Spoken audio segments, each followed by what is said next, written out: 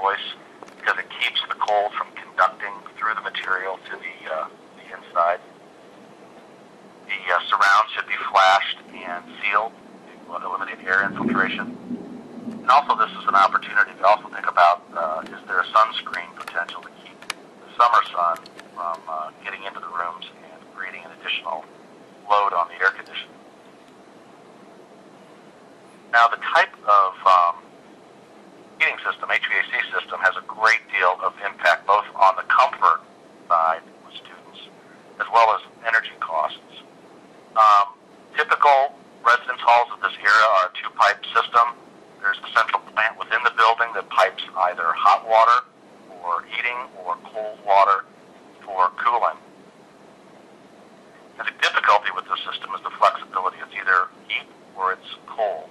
And students in those days in October, if you switch over to heating and they get very warm, then you don't have any option for cooling.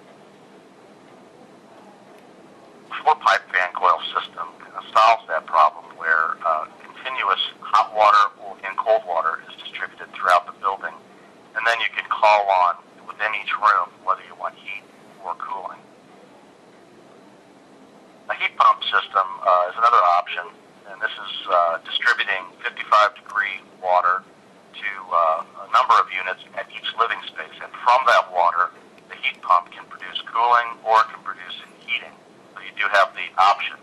The heat pump can also be centrally located, and then you can distribute pipes to fan coil units as well. Geothermal is another option with the heat pump concept. And here, essentially, you're transferring heat from the earth to the building or vice versa in the summer. So you're using the earth as the heat sink.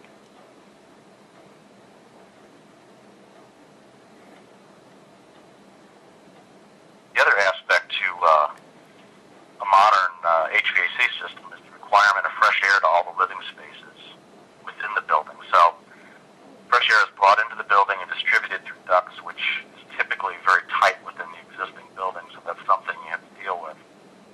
And then you have a requirement for having exhaust air leave the building. And what's unfortunate about that is that you're exhausting air that you've already spent money heating or cooling. And that's where a heat recovery unit comes in. This takes the fresh air that you're pulling in and actually uses the exhaust air to preheat it.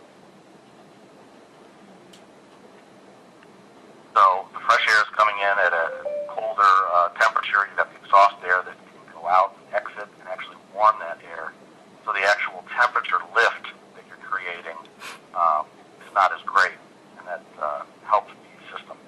And usually this is a great system to use. We've found typically a 5-year payback to invest in this kind of a system.